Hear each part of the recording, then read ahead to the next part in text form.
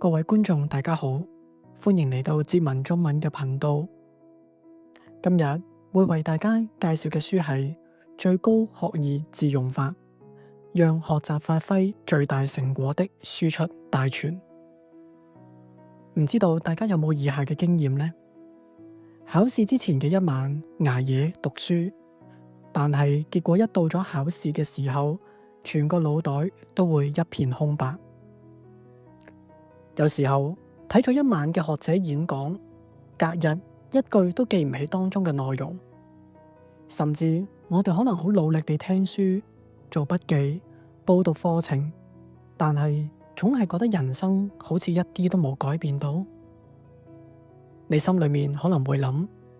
點解我好似學咗好多嘢，但係一啲嘅作用都冇嘅呢？甚至有時我哋可能會更加沮喪地自己打擊自己嘅自信，會覺得係咪自己記性太差呢？係咪自己唔夠聰明呢？係咪已經冇方法再能夠幫到自己呢？今日我會想同大家分享一本讓到大家可以徹底改觀嘅書籍。呢一本書並唔係教大家點樣去讀書，點樣去背書，佢係話俾我哋聽一個大多數人都會忽略嘅關鍵，就係我哋唔係學唔識，只不過我哋從來都沒有輸出過。呢一本書就係叫做《最高學義致用法》。呢一本書嘗試會從腦科學、心理學同埋作者每一日寫作與教學嘅經驗，話俾我哋聽，真正有用嘅學習並唔係我哋單單記得，而係我哋能夠可以說出來、寫下來、教出去。所以如果你都曾經會經歷過，感覺學咗好多知識，但係又好似一啲成果都冇嘅話，今日嘅影片一定要睇到最後。最高學義致用法呢一本書，並唔係教大家點樣去吸收知識，反而係教我哋點樣去將吸收過嘅知識、技能、想法轉化成為實際嘅行動同埋成果。喺書入邊，作者提出咗一個非常之顛覆嘅觀點，就係我哋一直以嚟喺學校、補習班、職場都會被教導要輸入，即係話不斷讀、不斷記、不斷吸收。不過作者就話俾我哋聽，如果我哋沒有輸出，以上嘅學習根本就並唔算數。你可能會話，乜嘢叫做輸出呢？其實輸出嘅方法非常之簡單，寫一篇嘅心得筆記係輸出，同朋友討論學到嘅知識係輸出，將學到嘅東西應用喺工作、生活，亦都係輸出。而呢本書唔單止會話俾我哋聽，我哋要輸出同埋輸出嘅價值，更加會建議我哋如何輸出、何時輸出、用啲乜嘢嘅方法輸出，效果係最好。而最犀利嘅係，作者並唔係用空泛嘅理論單純喺度說教，作者甚至會結合佢嘅專業背景，會從精神醫學、腦科學、心理學等等嘅研究，再加上佢自己嘅生活經驗習慣，去驗證呢一套嘅方法嘅可行程度同埋威力。換句話說，呢一本書係一本學習真係能夠改變你人生嘅操作手冊，幫助我哋讀完即刻會忘記嘅狀態，變成記得、懂得同埋做得到。如果大家之前有睇過我哋頻道介紹嘅最高學習法，相信大家對於呢一位作者嘅背景已經並不陌生。作者叫做樺澤紫苑。今日我哋唔再重複會講佢嘅完整履歷啦，不如我哋簡單去重溫一下佢嘅基本背景就可以啦。樺澤紫苑係一位精神科醫師，專業出身，科學嘅基礎非常紮實，同時亦都係一位高產嘅作家同埋自媒體實踐者。單單喺寫作嘅角度嚟睇，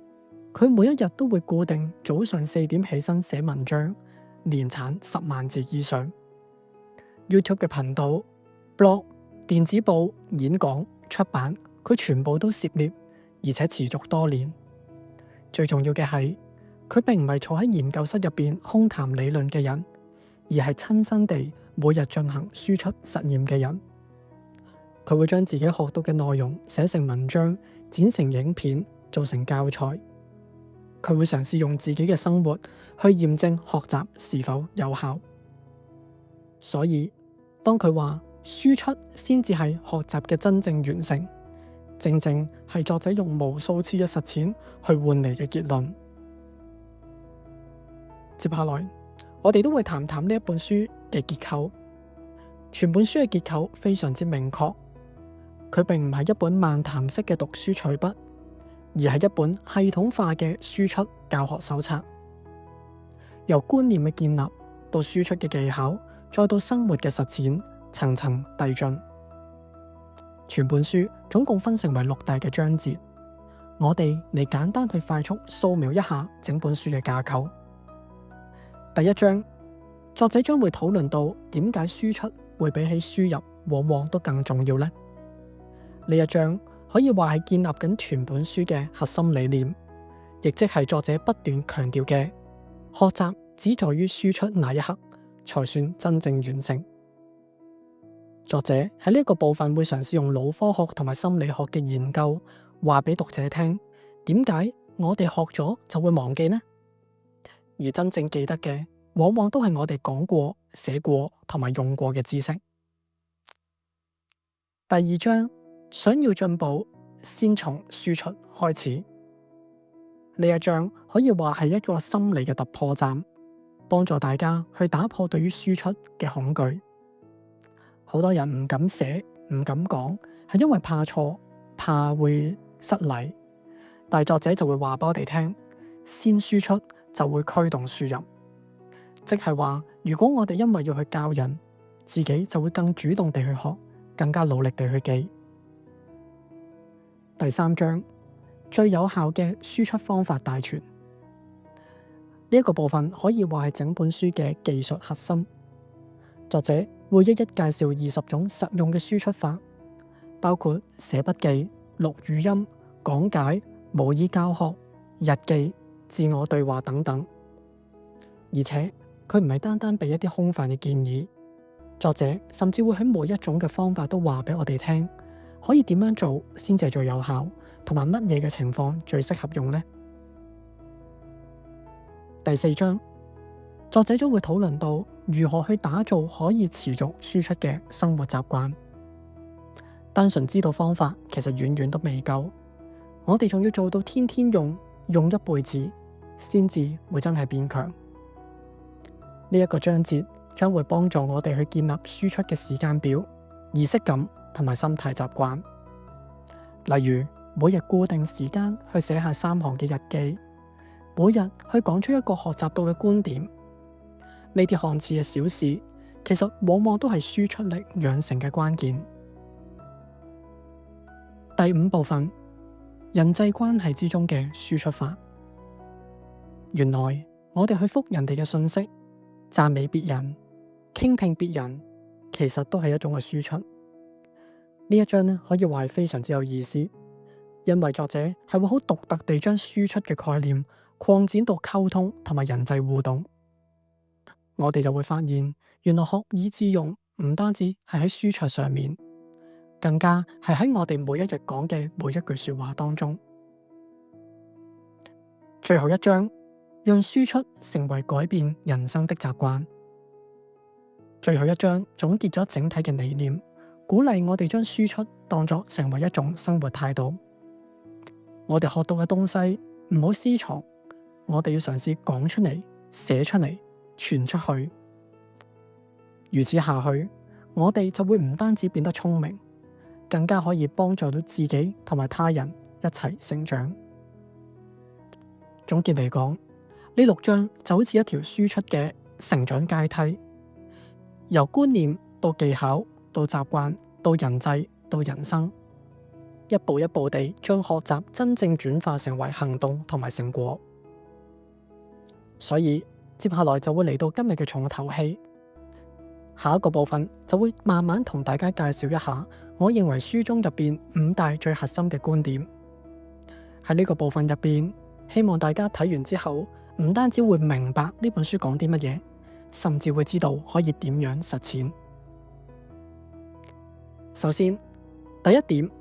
學習不是讀懂，而是能夠說出來。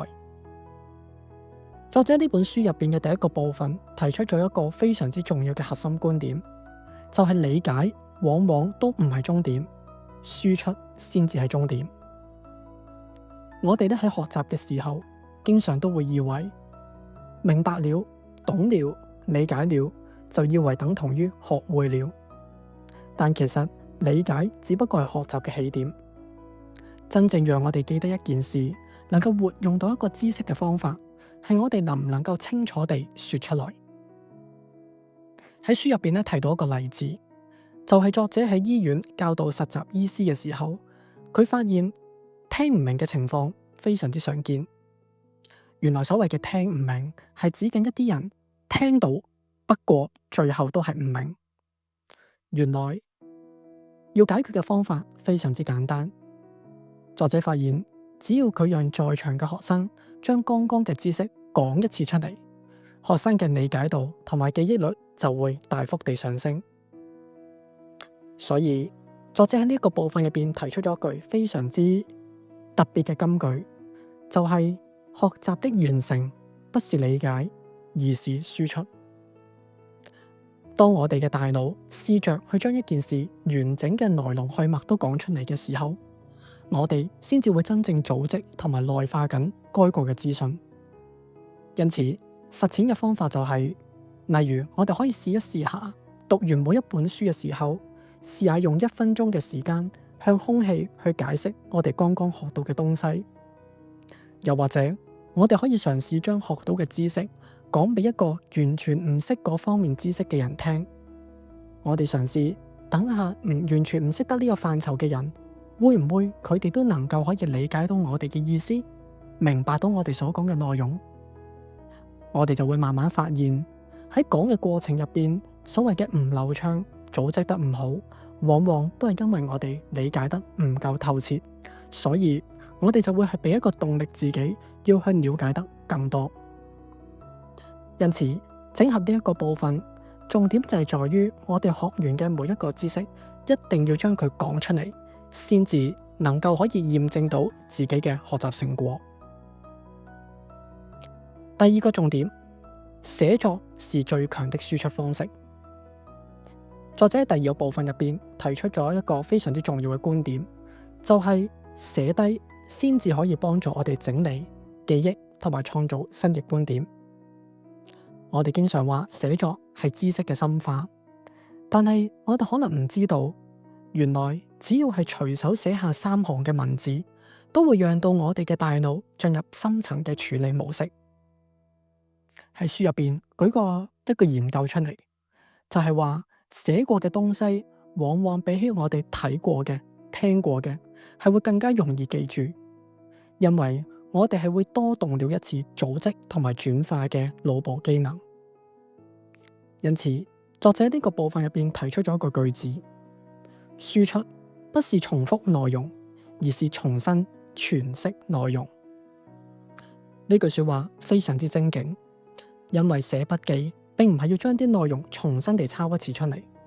真正有效嘅係我哋要用自己嘅語言去詮釋、去創造。喺個過程入邊，我哋會發現自己嘅觀點唔會淨係局限於書中作者嘅諗法，甚至可以有我哋嘅延展，有我哋嘅補充，令到作者所帶出嘅知識點可以進一步延伸，甚至會貼近翻我哋自己嘅生活同埋需要。所以我哋可以嘗試每一日讀完書之後，用3行嘅文字寫一段少少嘅心得。我哋唔需要長篇大論，但係我哋必須要習慣用自己嘅語言，例如係我覺得呢一段可以點點點，我可以點樣用乜嘢嘅方法去理解呢一句嘅句子。以上嘅練習就可以逐漸強化我哋嘅組織力同埋觀點形成嘅能力。第3部分，輸出必須要快速以及頻繁。書入邊第3個核心觀點就係當我哋學完一個知識喺24個鐘頭之內，如果冇輸出嘅話，忘記嘅幾率超過一半。作者強調，輸出嘅黃金時間係學完嘅24個小時。我哋好可能成日都會努力地讀完一章嘅書啦，上完一堂課啦，但係如果我哋冇馬上輸出嘅話，原來我哋係會失去一半甚至去到70%嘅記憶痕跡。喺書入邊曾經都會附上一個實驗嘅參考，就係作者讓兩組嘅學生學習同一樣嘅內容，一組喺當日要寫心得，一組就會延後3日。結果發現前者嘅理解同埋記憶分數高出後者2倍之多。所以喺呢個段落入邊，作者都會提及到一個句子，不是要你輸出得完美，而是要你盡快輸出。意思係我哋千祈唔能夠等到準備好先至開始，而係應該開始之後先至會真正準備好。有好多時候我哋都會完美主義者上身，覺得希望能夠沉澱幾日，思考幾日再去做，可能會有更大嘅成效。但係書中嘅作者就會提醒我哋，往往輸出就係要即時。我哋哪怕輸出嘅成果唔完美，可以慢慢再調整，但係起碼學過嘅知識一定要喺24個小時內學以致用，咁樣先至能夠可以鞏固到我哋真正學到嘅知識。所以我哋可以嘗試設立一種學完即寫嘅習慣。我哋例如可以好用應用程式或者筆記簿，開一個嘅部分係去寫低每日嘅輸出筆記，每一日都會寫一句我哋今日學到最深刻嘅知識同埋反思。唔需要求多，但係要求快，咁樣我哋先至能夠成功搶救到我哋大腦入邊即將消失嘅內容。第4點，讓輸出成為生活習慣。作者提出嘅第4個核心觀點就係，每一日都有一啲小小嘅輸出，先至可以累積到人生嘅大成果。以作者自身為例啊，佢每日朝早都會4點起身寫作同埋自我輸出。佢其實並唔係一時興起，而係早已經將輸出變成咗生活嘅習慣。書入邊提到，輸出係唔需要等到我哋得閒有靈感，而係要成為我哋日常嘅一部分。作者亦都提及到，你每天輸出什麼，就會慢慢變成什麼樣的人。呢句話非常之意味深長，因為我哋往往都會覺得，不論係演講、寫作，只要係輸出，就係為咗人哋，而唔係為咗自己。呢一個觀點並唔完全正確，因為輸出其實並唔係為咗俾其他人睇，只不過係讓到我哋自己可以不斷調整，不斷係去營造自己。所以我哋可以每一日都嘗試參考作者嘅做法，喺一個固定嘅時間去輸出。例如早餐節之前就會寫一句話，可能返工返學嘅時候就會嘗試去錄音，講出今日學習到嘅重點。又或者喺瞓覺之前寫一句今日嘅反思。其實以上種種嘅動作都係非常之少，但係長期積累到落去，就會徹底改變我哋對於知識嘅掌握，同埋對於人生嘅主動。第5點，輸出會強化人際關係與創造力。喺書入邊提及過另一個嘅核心觀點，就係我哋要嘗試將輸出變成互動同埋貢獻。學習就會變得更有意義。書入邊有最後一章強調，輸出其實往往都唔單止淨係令到自己變強，亦都係為咗建立人際嘅連結，創造價值嘅起點。作者自己都會提及到，佢都會喺 YouTube 入邊有一個頻道去講解知識。其實唔單止淨係為咗整理觀點，更加喺過程入邊可以收到嚟自於各地觀眾嘅回饋同埋問題。而呢啲嘅互動又反過來可以刺激佢學得更多，同埋想得更深。因此，往往最深刻嘅輸出就係要將所學嘅東西轉化成為人哋能夠明白、能夠感動人心嘅東西。真正嘅大師並唔係要知得最多，而係要讓到別人能夠理解同埋改變。所以我哋參考翻中國一個非常之出名嘅聖人孔子。孔子有一個特色嘅，就係知道嘅東西就會話知，唔知嘅東西就會話唔知。佢亦都好清楚自己其實並唔係一個好有智慧或者好多知識嘅人，但係佢能夠可以將自己嘅知識轉化成為一啲適當嘅語言同埋文字去春風化雨。呢個正正就係孔子深切地明白到學習同埋輸出嘅重要。所以我哋亦都可以嘗試一下，將我哋自己最近學到嘅觀點寫喺社交平台入邊同其他人分享，又或者可以試下拍成1分鐘嘅短片，又或者可以分享俾一位朋友、同事、老師去聽。當你開始以一種貢獻嘅角度去輸出，你就會唔單止淨係學習，甚至係會成為到知識嘅創造者。以上呢5個輸出嘅核心觀點，正正就係呢一本最高學以致用法嘅精華。如果我用一句說話去總結呢本書嘅話，咁就係學習的目的不是為了知道，而是為了輸出。聽到呢一度嘅話呢，我哋都可以會記得一點，輸出其實往往唔係某一種能力，我哋都唔需要等到自己有完美嘅輸出能力先至去輸出。輸出其實只不過係單純一種選擇。當我哋選擇輸出，往往就係選擇緊成長同埋改變。因此呢一本書最高學以致用法，俾我哋嘅提示就係唔單止係學習嘅技巧，甚至係一種全新嘅學習態度。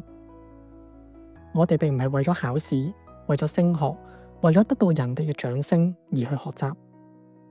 而係為咗知識可以喺我哋嘅身上發光發熱，成為我哋創造價值、影響他人、活出人生方向嘅基礎。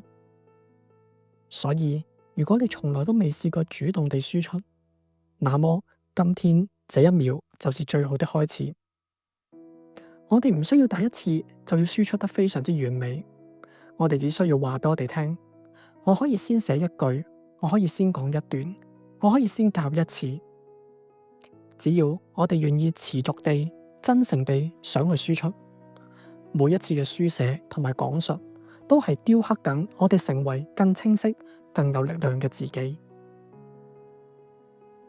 今日同大家嘅介紹就先到呢一度為止，下一集會為大家介紹其他嘅好書。